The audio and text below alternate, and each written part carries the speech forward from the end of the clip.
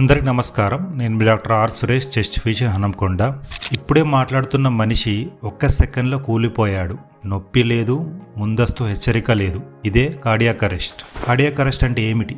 Cardiac arrest అంటే గుండె అకస్మాత్తుగా ఆగిపోవడం. రక్తం మెదడుకు చేరదు, వ్యక్తి స్పృహ కోల్పోతాడు, శ్వాస ఆగిపోతుంది. ఇది హార్ట్ అటాక్ కాదు. హార్ట్ అటాక్ అంటే రక్తనాళం బ్లాక్ అవ్వడం. కార్డియాక్ అరెస్ట్ అంటే గుండెకి electrical failure. So cardiac arrest ఎందుకు వస్తుంది? అత్యంత సాధారణ కారణం వెంట్రికులర్ ఫిబ్రిలేషన్ అనే ప్రమాదకర హృదయ రిథం. ఇతర కారణాలు కూడా ఉన్నాయి. అవి ఒకటి హార్ట్ అటాక్, తీవ్రమైన ఎలక్ట్రోలైట్ అసమతుల్యత, ఎలక్ట్రిక్ షాక్, డ్రగ్ ఓవర్డోస్, ప్రమాదవశాత్తు నీళ్లలో మునిగిపోవడం, తీవ్రమైన ఇన్ఫెక్షన్స్.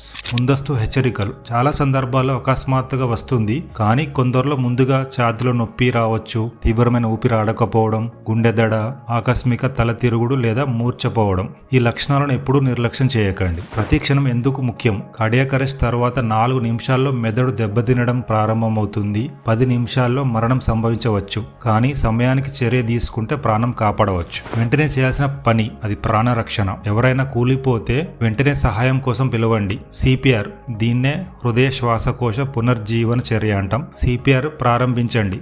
బలంగా వేగంగా ఛాతీ ఒత్తండి. ఉంటే ఏఈడి డిఫిబ్రిలేటర్, దీన్నే మనం ఆటోమేటెడ్ ఎక్స్టర్నల్ డిఫిబ్రిలేటర్ అంటాం. సో ఈ ఏఈడి డిఫిబ్రిలేటర్ వాడండి. ట్రైనింగ్ లేకపోయినా సిపిఆర్ చేయడం ఏమి చేయకపోవడం కన్నా చాలా మంచిది. కార్డియాక్ అరెస్ట్ నివారించవచ్చా? అవును, చాలా సందర్భాల్లో నివారించవచ్చు. బీపీ, డయాబెటీస్ నియంత్రణ, పొగ తాగడం మానేయండి, గుండె వ్యాధులకు చికిత్స, రెగ్యులర్ హెల్త్ చెకప్స్. సో చివరిగా నేను చెప్పే మెసేజ్ ఏమిటంటే, కార్డియాక్ అరెస్ట్ ఎవరికైనా ఎప్పుడైనా రావచ్చు. మీ అవగాహన ఒక ప్రాణాన్ని కాపాడవచ్చు. సిపిఆర్ నేర్చుకోండి, వెంటనే చర్య తీసుకోండి, ప్రాణాలను రక్షించండి. ఈ వీడియో మీకు నచ్చితే లైక్ చేయండి, షేర్ చేయండి, మరియు నా యూట్యూబ్ ఛానల్ని సబ్స్క్రైబ్ చేయండి. ధన్యవాదం.